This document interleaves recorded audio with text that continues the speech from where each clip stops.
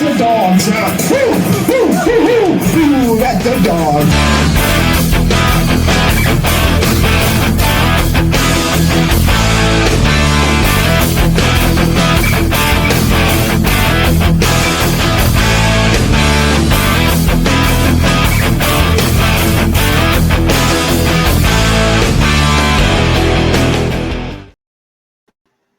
Hello there, this is John Peters with the Comedy Dogs podcast live stream Facebook Live show. And we are thrilled to be here with you tonight with the Cornbread. There's Cornbread. He's our special guest. Say hi, Cornbread. Hi, And Cornbread. Here's Ed the Med. Say hi, Ed. Hi, Ed. Well, we're very happy to have my two other comedy buddies. I know 3 people in the world that are fun. No, I know a lot of funny people, but these are some of the funniest, and we're thrilled to have you, Cornbread, with us tonight. Show us again your shirt, would you? All right, there we go. Oh, Very good, very good. That tells you. We have to talk, but I actually have a clip I want to show of your comedy. But before we got to get into this, the way you dress, Cornbread. If you look at your photos over the years on Facebook and wherever else you post your videos on YouTube, you got the awesomest wardrobe, the most colorful. What's your secret? 3 closets full of junk. Most of it bought at thrift stores, and my wife is frustrated because I have more clothes than she does. Are you serious?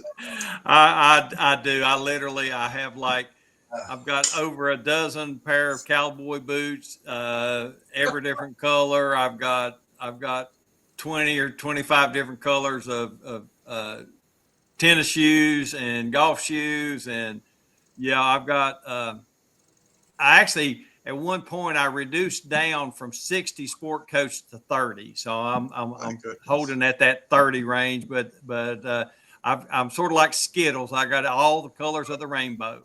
Oh my! Now, how many shoes you got? 25? I've probably got 25 pair of tennis shoes and a Wow. dozen pair of cowboy boots, and then probably another 20 or 30 pairs of other shoes. So yeah, I've got 3 closets plumb full of some I call them clothes. My wife calls them costumes. Okay. Wow. Oh my goodness. You know, I had a blood test recently, and they found out my testosterone was low. Yeah. I should have figured out because now I really like shoes. Wow. Someday, Cornbread, you've got to send a picture on Facebook of your closet, of your clothes. I will do that. I will We do wanna that. see that. I've got it separated by color. So like I know in one closet in my library room, I've got like, it starts like at red, then maroon, then purple, then brown, and then yellow, and then orange and green. And so I got like different parts of the closet are color are all the colors of the rainbow. It's like a Crayola crayon box. That is so awesome, man. I am proud of you. Well, listen, let's get into this clip here. Cornbread does stand up. He's an accomplished comedian. He has awards galore. And this is one of his YouTube clips. I think our audience is really going to love it. Here we go. When I start talking, anytime I'm anywhere, people make some kind of assumptions about me, and I want to set some of you straight on that right off the bat, okay? There's some of you out there right now done made your mind up that I'm illiterate, okay? My mom and dad was married well over 3 weeks before I was born, so I'm not illiterate at all, okay? Now, there's folks that would say that people only married 3 weeks shouldn't be starting a family. But it wasn't like they just met each other and everything. I mean, they've been first cousins all their lives, so, you know. Now, the kids down there at the trailer park, they made fun of me. They did. They knew I was inbred and corn-fed, and they'd make fun of me. But I had the last life on them because, see, being inbred, I was born with 6 toes on each foot. Guess who was the first kid in that trailer park what could count to 22? I come from a really, really big family. I'm one of 15 kids. 10 boys and 6 girls. And this, I'll name them for you there just a second. Let's see, there was Chris and Sammy and Alex and Floyd and Homer and Nugent. That's the 6 sisters. You go. All right. Very, very good. Now, I've watched that clip repeatedly, and it wasn't until I watched it before the show I realized you said you're the first one to count to 22 instead of 24. Is that something? Did the audience catch that or what? Usually do. The ones that are good at math pick up on it. The ones that don't get the laugh are the ones that can only count to 20, and they don't get it. That gets it, yeah. And of course, they can only count to 10 when they got their shoes on. Oh. So, how much of that bit is true? I remember as a child, I would stay at my grandmother's house, and my grandmother was probably in her 50s or 60s, and she had this old aunt called Aunt Lily. And Aunt Lily, she was an old mountain woman that could smoke a pale male with no filter, have her a dip of Bruton snuff in her mouth at the same time like this, smoking that cigarette, drinking coffee, all at the same time. And when Aunt Lily would leave, I'd go in my granny's closet, and I was only maybe 7, 8, 9 years old. I'd put on one of my granny's hair nets and put on one of her house robes, and I'd stuff me some raisins right there in my lip for the snuff, and I'd get one of my grandpa's. Now, he smoked the Campbell no filter cigarettes, but I'd get one of those, and I'd pour me some Pepsi in a coffee cup. And so I'd mimic Aunt Lily and dip that snuff and spit, and then drink the coffee, and it would just crack the whole family up. And so that's when I knew I wanted to. I knew how much I loved to make people laugh, and I wanted to be a comedian. But I didn't actually become a professional comedian. That was, like I say, I was probably about 8, 9 years old. I didn't become a professional comedian until I was 49. So 40 years later, before I actually started doing comedy on stage. Wow. Now, how many years ago was that? That was almost 20 years ago. I started comedy at 49. I was 59 before I ever won a comedy award. Okay. So it's never too late. Yes. I actually did a show Saturday night with one of my favorite new comedians, and you know him, John, Ed, you know him.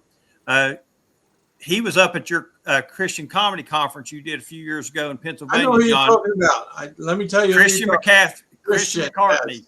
Yeah. Christian headlined a show, and I featured for him Saturday night up in Falls Church, Virginia, and it was great to see him again. He's, I guess, it's been 2 or 3 years since we had the conference at your place, but Christian was doing great, and so we did a show. Now, Roxanne David was promoting the show. She didn't actually perform, but she promoted the show, and Chris and I got to hang out, and he had some great news. He and his wife are expecting a baby, and I think in August. So that was real exciting, and visited with Christian a while, and he was telling me he's coming next month, or no, month after next. First week in June is the United CCA LOL comedy conference in Atlanta coming up, called Uncompromised. Mm-hmm. And it's the first time the 2 major Christian comedy, gospel comedy associations have held a joint conference. Right. And it's going to be at Willie Brown's church there in Atlanta. That's the, I think it's the International Tabernacle of Praise. And boy, if I got that out on the first try, I think I'd get a gold star for that. Yeah, you could have done that with raisins in your lip too. I needed raisins in my lip and a cigarette in my mouth and drinking my coffee all at the same time, and try to say International Tabernacle of Praise. Right. So Ed, tell us a little bit about how long ago you got into comedy, how long you've been in it. All my life, I was born funny. Okay. I mean, no, I'm no superstar by the world standards by any means, but it's just, remember how I told you how being caught in the middle. That's my last comedy show I shared. As Caught in the Middle. It started the day I was born. I was named Carl Edward Graham, but they always called me by my middle name. Right. And that's when it started. My next midlife crisis, I had many, but my next one, I was 12. 12, really? Okay. It's that age. They tell you to, I had to pay adult fare at the movies. I said, what for? I'm not a grown up. Am I taking up 2 seats and I did not get a cost of living increase in my allowance to cover that? Okay. At what they call, used to call it junior high. Now it's middle school. Again, it's that you go to middle school. It's that age. You're told to grow up and they don't let you. Mm-hmm. Which brings me to another topic. At your age, another phrase. We could do a whole comedy. That could be a show in itself. The phrases that we hear, and occasionally. Yeah. At your age. You're, Nobody ever explained that to me. How was I supposed to act? Right. that's right. What depending on what age you are, and I'm in my late 60s, and I still act like I'm a juvenile delinquent sometimes. Yeah. I get Well, that. we're this together. I'm 68. So, I'm about 6 months behind you, Ed. behind. Oh, My gosh. we're going to have to change the name to the Old Comedy Dog Show. Oh, The speak golden of- age of comedy. Speaking of old, now a lot of my comedies is based on, as with many comedies, is based on real life experience. Well, I do Right. my 10K. I talked to one of the young boys. Said, "How old are you, buddy?" He said 6. I said, "How old are you?" I said, "What do you think?" He deadpan seriously looked at me. He said, 93. Oh my God. I'm doing better than you, Ed. My next door neighbor was out walking his dog, and his dog is older. He's probably 16, 17, 18 years old, and the dog's moving a little slow. And the kid that's walking him's about 10, 11, 12 at the most. And so I go over to pet the dog, and I said, well, this old dog and me, we got a lot in common. We move a little slower because we're old. And he said, "Oh, you're old?" And I said, "Yeah, I'm pretty old." He said, "How old are you?" And I said, "I'm 67." And he said, "Wow, you look good. You only look 47. I said, "You're my favorite neighbor." There you go. Well, If he thinks I look 47, either he's a really nice kid or he needs glasses. well, both. Yeah. Now, yeah. I mean, I have multifocal lenses. I had cataract surgery about 3 years ago. So, I mean, after 50 years plus years, I was able to ditch my glasses.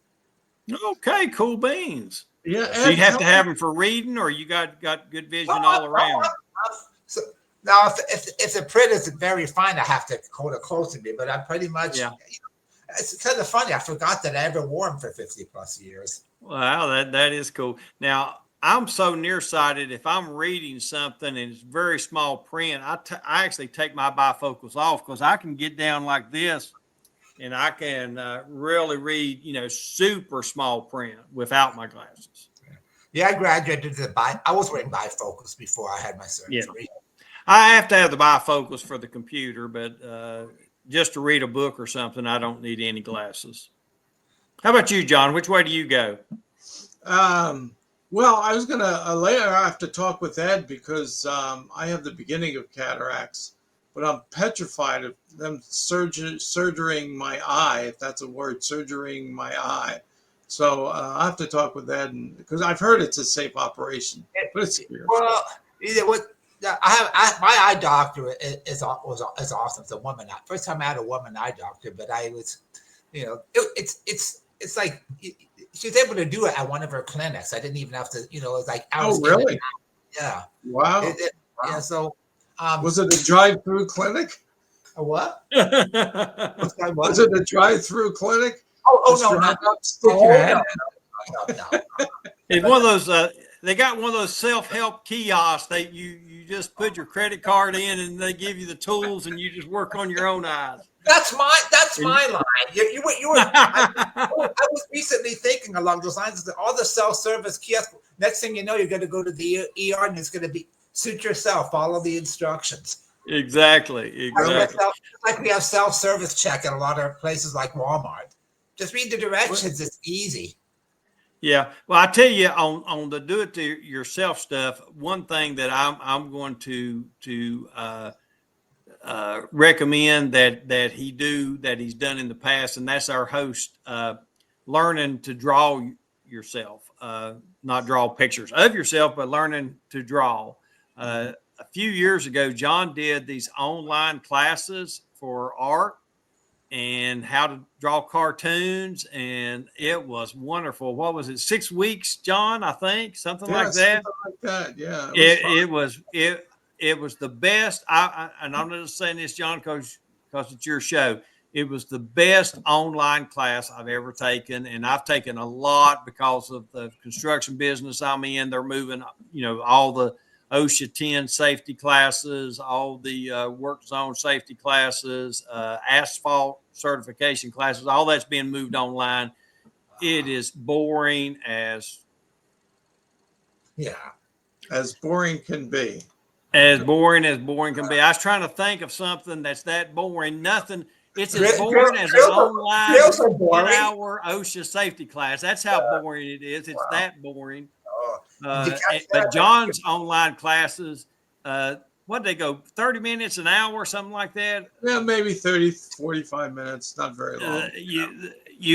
They were great, John. And like I say, I wish if you do it again, I promise I will sign up again to be another student, because I love that class. I appreciate that, Cornbread. You were a good student. And as a matter of fact, since you brought up that topic, I actually have a cartoon to show us. Oh, great. Okay. The title of it is Milk.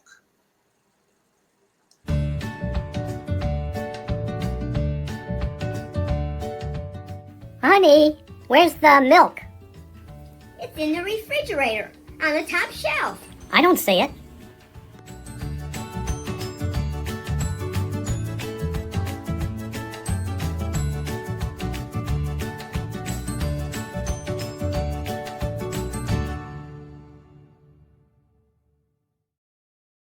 I see you have the blue cap milk, the 2%. That's my wife's. I'm a skim milk, not a skin milk, but a skim milk, pink or purple lid. Okay. But I did notice that your milk is right next to the Pepsi, and that wasn't Diet Pepsi I saw there, John. Now, when you've been talking about us having the diabetes, or as we say in the South, we got the sugar. And you're going to have to get rid of that regular Pepsi and move back to the diet or Pepsi Zero. Anything with the zero is better than the diet. I don't know why, because it's probably comes out of the same spout, but it just tastes better when you say Pepsi Zero than Diet Pepsi. Well, that is an interesting clip. Actually, Mary Lou's the Pepsi. I got you. Pepsi. She was a Pepsi. What the cartoon addresses is what I call male pattern blindness. Ah, very good. I like that. I got the male pattern baldness to go with the blindness. There you go. He got the blindness and and this happens so many times. Honey, would you get this? And I said, I can't find it. It's right there in front of me. And I said, forget it. You come and look. And I cut out the middleman, and she would just come reach in and grab it. Grab the milk for you. You were talking about baldness and blindness. I will share with you the 5 B's of aging. Okay. We got baldness, bifocals, bridges, bulges, and bunions. 5 B's. There you go. That's awesome. That's awesome. I can relate to some of it. I mean, the bifocals I had. I did have a bit of a bulge. I have been working out, though. It's coming down a little bit. So, yeah, the 5 B's of old age. That's very good. 5 B's of old age. Now, I'll run them by you one more time. Baldness, bifocals, bridges, bulges, and bunions. Say that 5 times real fast. You got your tongue twister. That was awesome. I love it. I'm trying the sound effects here. Okay. Oh, I like that. That sounds a little bit like when I hit the home button on my Xfinity TV. Okay. Yeah.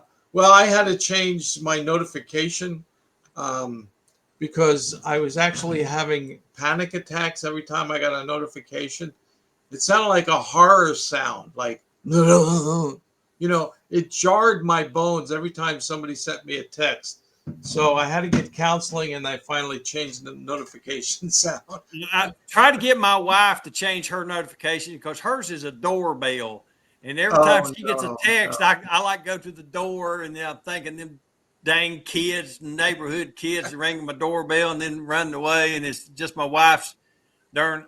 She's got that same Apple phone you've got. I'm a Droid, can't help myself. I've tried the iPhone, it just ain't for me. Okay. Get it? iPhone ain't for me. iPhone 8. Yeah, I get it. Yeah, iPhone 8. Okay.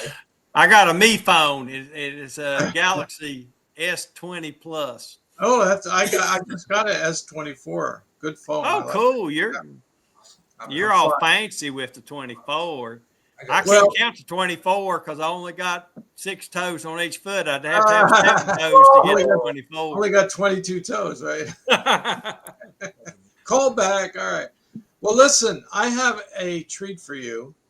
I was Googling Kenny Lee, Cornbread the Comic, and I came across an old recording, and I don't remember how long ago this was. And you probably remember this. Kenny was our guest when we did the Blog Talk Radio. Yeah, I remember that. Yes. Yeah, and it was called The Funny Side of the Street, and Kenny was one of our early guests. And I have a clip from that recording. Oh, I'm anxious to hear it. All right, let's go with this. Kenny Cornbread the Comic. I come from the part of Virginia that if you look at Virginia, it sort of looks like a boot. And I'm from that part now where Virginia and Tennessee and Kentucky and West Virginia all come together. That's the area known as the axis of ignorance. And it's a little bitty town called Big Stone Gap, Virginia. 5,000 people, only 6 last names. And the great thing about that is the town is going to be really famous before this year's out. Right now, they've been down there filming a movie. They wrote a book about Big Stone Gap, and now they're down there filming the movie. They got the Ashley Judd, that's the movie star younger sister of the singing judge, and then they got that Whoopi Goldberg down there making the movie about Big Stone Gap. We're really excited about it. You know, when Whoopi was there, we were really excited because we don't get a lot of Jewish people in Big Stone Gap, and so we were really happy to have Whoopi down there. And like I say, it's just we're way back out in the sticks. I mean, we're so far back in the sticks that even the Presbyterians handle snakes. That's how far back we are. Wow. And it's a really slower pace than you have here in the big city. You know, y'all I know he's down there in Florida and you're up there in Pennsylvania, and y'all are used to that big city stuff. Now we have a slow pace down in Southwest Virginia. It takes us an hour and a half just to watch 60 Minutes. That's how slow we do. There you go. Whoa. Do you remember that, Kenny? I don't remember that particular, but I remember all the jokes, and a few of them have gotten better. I've been able to rework them and everything, but it's great to hear them again. And the great thing about going back and listening is there are jokes in there that I haven't used in a while, and it's funny how people like to hear it never ceases to surprise me. And I learned this early on in my comedy. People want you to tell the joke that they've heard before because they brought somebody with them. And they want to hear the joke they've heard before. And I heard a really funny story on XM radio with Blue Collar Comedy Tour, Ron White. Okay. And Ron White has that 8 or 9 minute joke that he does about tater salad. You know, they call me tater salad, and it's a great bit. And I've got a bit that runs about that long if I want it to, called Love at First Sight. But long story short, Ron's telling that story about for 2 years, him, Jeff Foxworthy, Larry the Cable Guy, and Here's Your Sign. What's that comedian's name? We'll think of it in a second. But anyway, Ron been telling that joke, tater salad, 5 nights a week for 2 years while they were touring with the Blue Collar Comedy Tour. And Bill Engvall was the Here's Your Sign. Now he was the 4th comedian on that tour.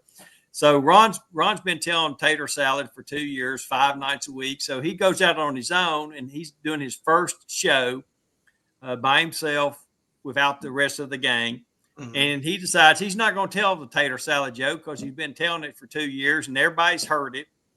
And so he said after the show, he signs autographs, sells merch, all that you do a few interviews with a couple of reporters.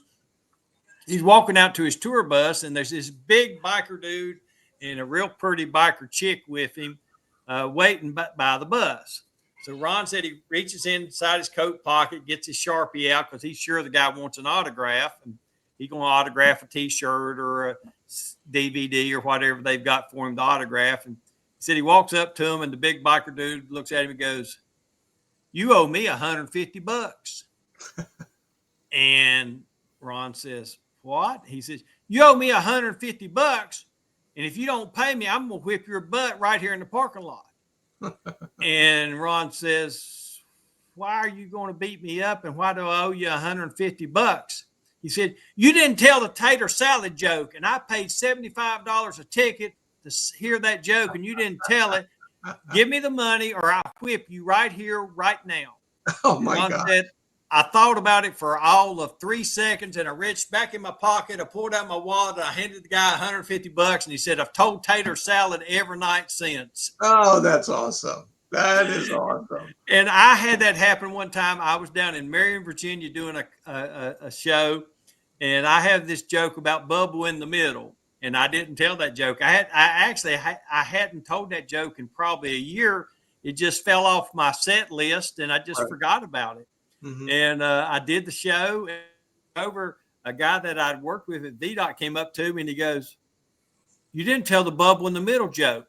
And I'm like, I'd forgot about the Bubble in the middle joke. I forgot all about it. And he said, "It ruined the show when you don't tell the Bubble in the middle joke." Really? Oh, And so I can't say that I've told it every time since then, but I do try to remember the Bubble in the middle joke because I really disappointed an old friend by not telling it. Oh my gosh, that's hilarious. Oh my gosh.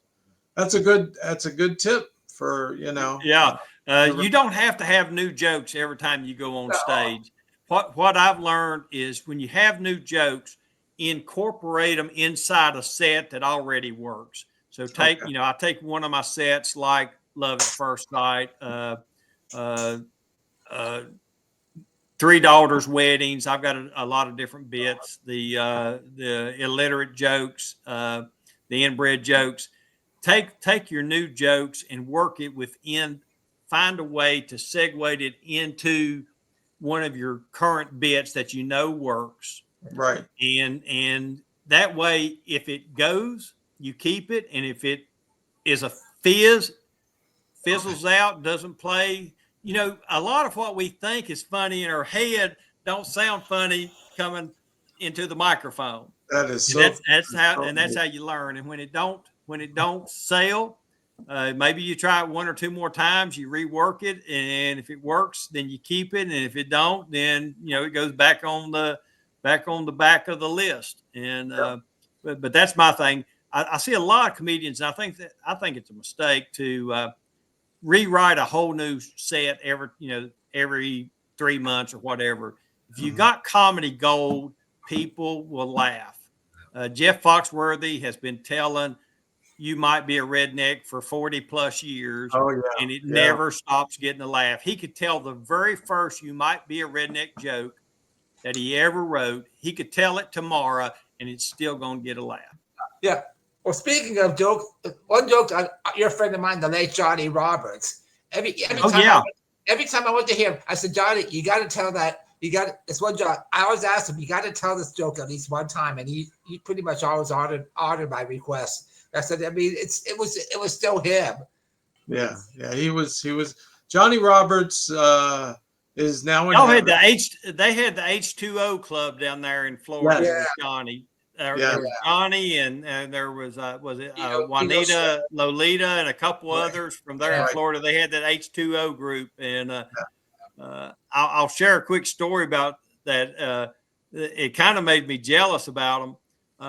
And this true story. I'd been to a CCA conference in Nashville, and all the Florida guys and girls that were down there, that they all hung out together, and they had the H2O group, and then there was a bunch up towards Indianapolis and that area, and they had their little group, and you had a bunch there around Nashville that had a group. And I'm out here in central Virginia, not close to anybody.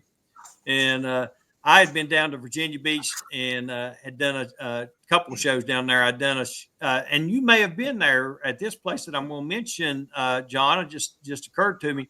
I did a Valentine's Day show at the Dam Neck Naval Base down in Norfolk, Hampton Roads area. Have you ever been to that naval base? Dam Neck down? No. Okay. Well, it's right near Newport News where the shipyards are, and I think there's the Oceana. Is that Air Force Base? I think down there. You got. But anyway, the Dam Neck Naval Base had an NCO club, and they had a Saturday night Valentine's Day show with actually one of the United Methodist churches down there helped sponsor it, and they brought me in to do the comedy.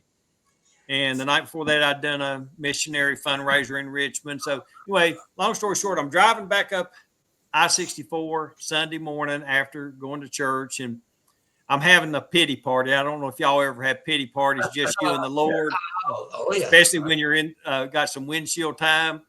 So me and the Lord's having this pity party, and I'm driving up the interstate, and I'm telling the Lord, sort of like Elisha when he was in the cave by himself, and he was telling God, just go ahead and kill me, because I'm the only believer in God that's left, and Ahab's going to kill me, and Jezebel's going to kill me. Just go ahead and kill me, Lord.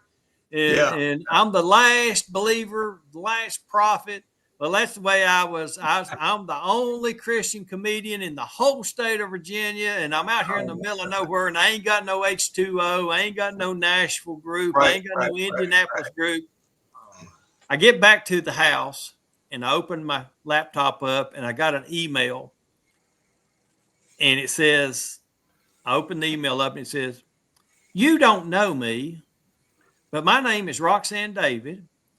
And I need you to call me at this number." So I called her, and she tells me who she is, that she's Roxanne David, aka Miss Clarice, and that she is the president of the LOL Gospel Comedy Association, which is the nation's largest association of African American gospel comedians. And she says, "I want you to come up and do a show with me for a fundraiser in Manassas, Virginia." And I was like, she said, "Would you do it?" And I'm like, "Lord, honey, let me just tell you, if I don't, Lord's going to strike me dead, because I've been praying for you. I've been praying that I'd find you for the last 3 hours driving up the interstate." Right. So I did. I went up. I did the show with Roxanne. She had Sandy Joy from up in your area, up in Pennsylvania. Yeah. She had her on the show, and another lady by the name of Susan. Shirley Bremen was the other one on the show. So anyway, long story short, that was in 2013, 12 years ago. Roxanne has been one of my mentors, one of the people that has booked me on numerous shows, and I always appreciate people that book me. I appreciate you, John. You've booked me numerous times there in Pennsylvania, and I appreciate that. But Roxanne just opened so many doors for me to be a part of the LOL Gospel Comedy Association. I used to joke with them that I'm the token white boy on the group. And I said, I sort of feel like that white boy on the end of the bench that just hands LeBron James his water bottle and his towel, and I never take off my warm-up sweats. Okay. But yeah, God hears our prayers, even just things like, "God, I need a friend. Yeah, I'm just tired of doing this by myself and always being alone." And out of nowhere, somebody I had never met, God laid it on her heart to send me an email. And it started a relationship that's been going on now for 12 years. Like I say, she booked me on a show last Saturday night with Christian. And, of course, she'll be co-hosting the conference in Atlanta with David Pendleton from CCA. Oh, nice. And you know, God hears even little simple prayers like, God, I'm alone. I need a friend that understands me, that does what I do. And in 3 hours, he sent me the answer to my prayer. And I'll be honest, I didn't really believe when I was going up the road, driving the car and having my pity party. I'll be honest, I didn't have enough faith to really believe God was going to send me a friend Right. that same day. Right. That same day. That's funny. That's funny. Our God is so amazing. Yes, amen. The things that he does for us, it's just, it never ceases to amaze me. The way that he opens doors, the way that he closes doors, the way that he puts opportunities out there for us. Mm-hmm. I just could not be thankful enough for all the answered prayers. And one of my mantras is, God has said yes to me so many times that occasionally when he tells me no, I trust him. He's proven himself. If he tells me no, I know it's for my own good. Right. I know he knows when I need to be told no. Mm-hmm. And he, like I say, he's told me yes so many times that I've learned I can trust the no's.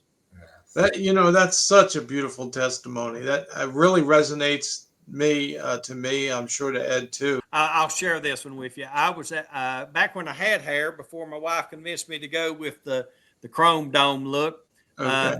I used to always go to Sport Clips and get the MVP. If you've never had the MVP treatment at a Sport Clips, they're a national chain of hair places. You go in, and the first thing they do is they give you a really good haircut. Let's see. No, before they give you the really good haircut, this is the best part. Before they give you the really good haircut, they take you in the back and they put you in this chair and lean your head down into one of those sinks. And the chair has like that massaging. So it is a vibrating chair that's massaging you. And then they put those hot towels over your face so just your nose is sticking out. Oh. And then they give you a shampoo with a tea tree oil that makes your head just tingle. Mm-hmm. And they massage your head, they massage your face and everything. Then they take you out while your hair's still wet. And then they give you a really good haircut. And then they got this things like a cordless drill with a massage thing. And then they dig into all the kinks in your neck and your shoulders. And they and work all that out. When you leave there, you feel like a new man. And it's like $28 plus tip or something. And it's worth every penny of it. Ooh. Long story short, talking about the comedy, I went into the one at Roanoke, Virginia. I'd been in there several times before, and the lady that was doing my hair had done it before, and she had me in the computer. Back then, I was a number 6 clip on top and number 4 clip on the sides and the back. So she's working on me, and she knows I'm a comedian. I'd given her my card before. You know me, John. I give everybody a card. I give away. I'm a firm believer in business cards for comedy. I give away probably 1,000 a year. And but she had a not a cast but a black like brace on this left arm. Okay. And so she's cutting my hair and everything, and I noticed the thing on her arm, and I said, how'd you hurt your arm? And she said, I don't want to tell you because I know you're a preacher, because I am an ordained minister in the Cowboy Church. And she said, I know you're a preacher. I don't want to tell you. And I said, well, then you don't have to tell me. She said, well, I don't want to tell you, but I want to tell you. And I said, well, then you better go ahead and tell me then if you want to tell me. She said, well, I was drunk and I was riding a mechanical bull down at the honky tonk, and I fell off the bull and I hurt my arm, and now I've got to have surgery on it. And so she laughed and I laughed. And so when I got done, I was getting ready to pay, and I'm standing up the cash in the Sport Clip, set up sort of like a locker room. They've got some lockers, and they've got TVs, and all of them are running ESPN, and they got all the girls are wearing like sports jerseys and stuff. It's a very, male oriented sports themed haircut place, and kind of a clip joint. And so I'm paying her. And as I'm getting ready to pay her, the Lord says, you need to pray for her. And I said, what? Wow. I didn't say it out loud. In my head, I'm like, what? And God said again, he said, pray for her. And I said, okay, I'll pray for her. And he said, no, pray for her now out loud. And Wow. I said, God, I'm in a sports clip joint. And he said, pray for her now. And I said, okay. Wow. So I said, okay. So this is getting to your point about comedy opening the door to minister to people. Right. So I've got like I think it was like $28. And like I said, I've got like 220s in my hand. So I handed her the 220s. I said, keep that for the tip. And I said, can I pray for your arm since you're going to have surgery on that? And I am not kidding, John. Her face literally lit up. And she looked at me and in the most sincere voice, she said, would you do that? Wow. And I said, yeah. I said, God told me to. And she said, please pray for my arm. And literally, John, the whole room got quiet. You could still hear the TVs on ESPN, but everybody in the whole place got quiet. Wow. And I prayed for her arm right there at the cash register. And it was a divine moment. Literally, you could feel the spirit of God in the room. You've been in rooms where you can feel that. Right. Yeah. You know that it's a heaviness. I mean, not a bad heaviness, but it just lays down on you. Yes. And I'm getting holy goosebumps just telling the story. There you go. And I prayed for her arm, nothing big and fancy, just a simple prayer that God would be with the doctor and that, he would use the doctor's knowledge and the treatments and if necessary, he would send a miracle to heal her arm. Right. And God continuously puts people in our paths that he wants us to minister to. And it's not always the big audience in front of, 100 people. It's that one-on-one relationship. Yeah. That one-on-one relationship. Now, maybe the other people that were there sitting around watching, waiting for their haircut were a part of it. And I hope they felt it too. But it was the one-on-one relationship.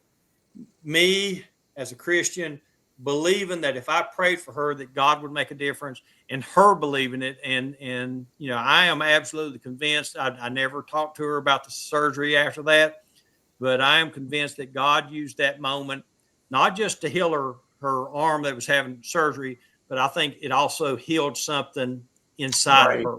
Amen. That's God, beautiful. that gave God, God had the opportunity that she was then open for him to speak to her in her spirit. Beautiful. That's such a great testimony. Ed, what about you? Did you ever have a God work where you knew it was God working in your comedy situation? Well, let me tell you some events that have helped to shape my comedy. It's not the same. I don't have the same spark. Mine's not quite as spark as yours, but I was having my Elijah moment when I was walking a neighborhood church in Jacksonville. This is over 30 years ago.